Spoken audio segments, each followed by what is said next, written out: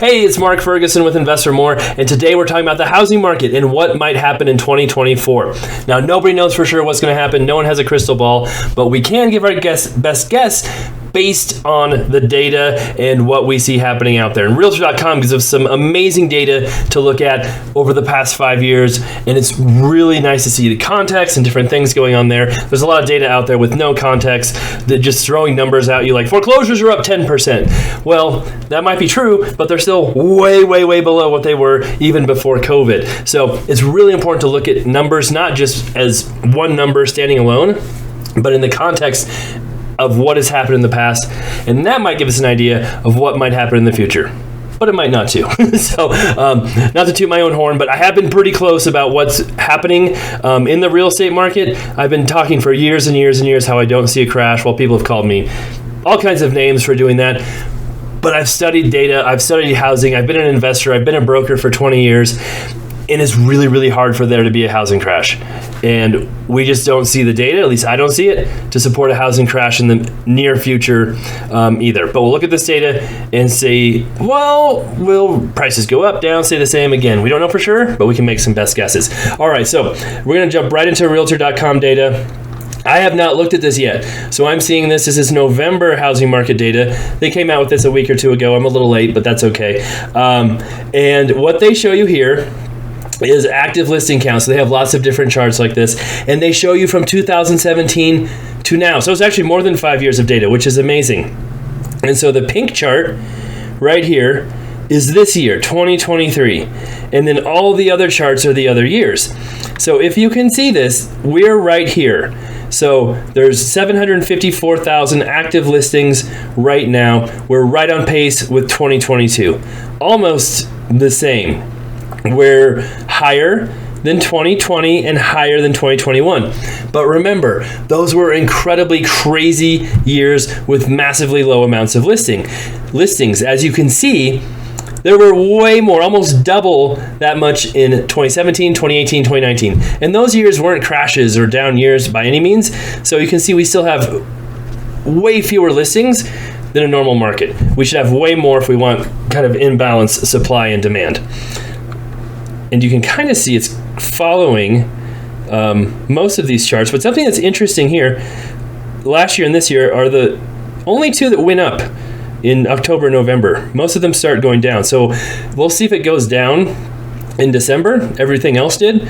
But if it keeps going up, maybe it'll keep going higher, maybe not. But it'll be interesting to see what happens there. All right, now total listing count. This includes houses that are under contract. So this active listing is just houses currently for sale you can go buy. These are ones that are under contract as well. And what's interesting here is you can see the total listing count that includes houses under contract was record lows all summer. The lowest it's ever been in 2023. And now it's kind of just barely above 2021, but still below 2022. And so this will be interesting to see too, if this drops a bunch like it does every single year, or if it stays the same.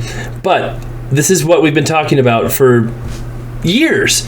There's too few houses for sale. And if you want prices to stabilize or go down or crash, it's almost impossible to do that with so few houses for sale, because there's always people who want to buy. There's always people who want houses. No matter how high the interest rates are, how expensive they are, people want to buy houses. And people say that's impossible. They can't afford them. Well, other countries do it. The U.S. still has the 5th most affordable market in the world as far as wages compared to house payments. And other countries have been dealing with higher prices for decades, sometimes 2 or 3 times higher than the U.S. house prices. So even though it may seem unaffordable to us, it's way less affordable in most other countries, and their prices haven't dropped either. So that's something to consider. There's a myth out there that house affordability is what drives prices. It has nothing to do with prices. Houses don't care how much people can afford. Houses care how much it costs to build them, how much it costs to repair them, how many buyers there are out there to buy them. And some people say, well, yeah, you just said buyers are a big part of house prices. Yes, but buyers can still afford them because they're still buying them, they're still selling. And this idea that houses have to be, follow this mean curve, It's never been studied. It's never been proven. It's just kind of a random theory. House prices are mostly based on cost to build, cost to replace. And when that goes up, house prices go up. So what we need is more building. All right, pending listing count. These are the number of homes under contract. Very few homes under contract. They just started this one in 2020, so we don't have all the data going back, but the fewest amount of homes under contract ever, or last 3 or 4 years, is now. But you can still see it's real close to last year, a little bit below those. And what that's telling us is there's not as many homes selling, which is true because interest rates are higher. We are seeing fewer sales, but fewer sales don't always equate to lower prices, especially if there's low inventory. Just means there's less houses for sale, there's also less houses selling. But if there's still if there's no imbalance there's not this massive oversupply of homes, they're still gonna keep selling. Prices aren't gonna drop at all, really. All right, newly listed homes. These are homes, new listings. This is something we should pay attention to because that could be a factor. If there's a bunch of new listings, new builds coming on, new properties for sale, maybe that could indicate a stabler market, more inventory coming on, prices stabilizing, maybe even dropping a little bit, but we're just not seeing that. 2022 was lower, but we're still way below every other year for new listings. There just aren't that many houses coming on the market. Now, if interest rates drop, we could see a bunch more listings come on, but then we'll also probably see a whole lot more buyers buying those houses, and then we'll see this active listing count jump up because more houses are selling. Days on market. This is important because it lets you know how fast homes are selling if they're staying on the market for a long time. Again, second lowest ever behind 2021 for days on market. 2022 was higher, 2020 was higher, 2017, 18, 19 were all way, way higher. People say houses are taking longer to sell. Yes, they're taking a little bit longer to sell than in May. And in 2022, it was the record low amount of time to sell houses, but they're still selling faster than normal. They're still selling very quickly and not staying on the market very long. Median listing price. This is one people always want to see. This is interesting right here, right? Every chart, we look at this, shows kind of this curve along the year. Now, a lot of people will say prices are dropping, prices are going down, the crash started because they look at this time of year when almost every year prices drop down a little bit. It happened last year. It's happening this year. It happened that year. 2020, even in 2020, the crazy year still dropped a little bit. Every single year, it drops this time of year. And then at the start of the year, it starts going back up again every single year. So when you hear people say prices are down, prices are dropping, it's starting, it could very well be seasonal, which happens every single year. And this chart is following almost to a T exactly what happened last year. And what happened last year? Prices went up. Well, here, sorry, the yellow, connect the yellow to the pink. Prices started going up again. To the middle of the year, then they drop down again. Just like every other year, that's what happens. So we didn't quite hit our peak of 2022. So that was still kind of the peak of the market, but we got really, really close. And prices are still up year over year. So I would not surprise me if we have the highest prices ever this summer, 2024, because we'll probably see, prices come to here, which will mean they'll be up here. They'll probably steadily rise up to around here, then do this drop thing again. Assuming interest rates kind of stay where they are or drop a little bit. If they drop a ton, it wouldn't surprise me if we saw a little higher bump in prices going up too. Just because there's going to be a lot of buyers out there and they're still not building enough houses for everybody. All right, looking down, price reduced share. This is another one that's used all the time by people, doom and glooming that real estate market. Oh, number of price cuts is up. Market's crashing. Well, price cuts don't really indicate a market crash. You can see right here, we have more price cuts than some of these years, but still less than 18 and 22. You can see every year, we see drops in price cuts, and we see increases, and we see drops again. And it's right in the middle of this curve of price cuts. So nothing abnormal, nothing crazy. It's not like it's up here somewhere. It's right in the middle of all these years. And remember, a lot of these years were absolutely ridiculous, crazy sellers markets. And we're down below 2022 for price cuts as well. So nothing crazy there. And then I believe that is all the charts that we have right now. So basically, what we're seeing is pretty normal real estate market. Probably still a seller's market in most areas. We're not seeing a crash. We're not seeing massive drops. We're seeing seasonal drops. Still have higher prices year over year.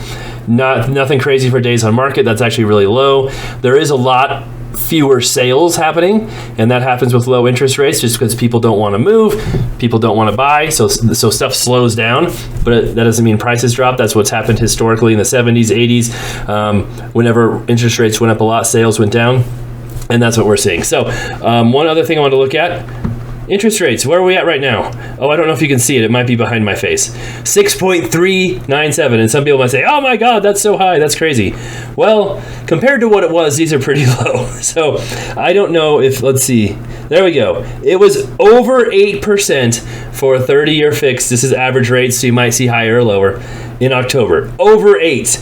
And now we're at 6.397. So rates are over 1.5 points lower than October. And we're probably going to see this trend continue. No one knows for sure again, but the Federal Reserve has come out and said their target interest rate for the end of 2024 is lower than what it previously was. They're probably going to drop rates a little faster than they said they were. That means the yield on bonds is probably going to lower a little faster than they thought. So we could see rates keep dropping. I wouldn't be surprised if in a month we see rates back in the fives again, like not like 5.0, but 5.9, 5.8. That could easily happen. Again, I don't have a crystal ball, but it wouldn't surprise me. And we could see, again, rates get close to 5.0 at the end of the year. Maybe not, but that's a possibility. And if rates really start dropping even faster than that, we could see a buyer frenzy and tons of people coming onto the market to buy houses again. So we'll see what happens. I don't see anything crazy happening with the real estate market. I don't see, tons of foreclosures coming or anything like that. There are slightly more foreclosures. Adam data shows us foreclosure data, some fantastic stuff, but there's just not that many foreclosures compared to what there has been. I need to do this here. Hold on a second. We'll do this. There we go. Now, hopefully this chart is slightly up to date, and I'm going to have to click on it again. October 13th. That's so long ago. Here we go. November 14th, 2023, U.S. foreclosure activity remains steady in October. Hopefully, come on, give me some good charts here. The reports are so different. They're always different with different data, and sometimes they have really cool charts, and sometimes they don't. And they don't have the really cool charts right here. Here's October. Okay, here we can at least get some kind of idea. This is foreclosures during the housing crash. Absolutely crazy, insane. Drop. COVID drop like crazy. Slowly rise. Steady. We've been steady with foreclosure filings, still below pre-COVID. Like they're not even hit pre-COVID yet. We're not here before 2005 when it was crazy market with very few foreclosures. There's very few foreclosures, and houses take almost 900 days to foreclose in the U.S. because banks don't want to foreclose. The government doesn't want you to foreclose. So even if there are a bunch of foreclosures, it's going to take years and years from the hit the market. That's not really something to worry about. Really, there's not much out there to worry about as far as a crash coming. But I think we do need to worry about them not building enough houses because rates have been high and just making housing affordability worse and worse. So what we really need is lower rates, the government to help these construction companies build more houses, and that will help the real estate market stabilize. All right, that's all I've got. Let me know what you think. We'll have more of these coming up soon, and hope you have an absolutely amazing holiday season.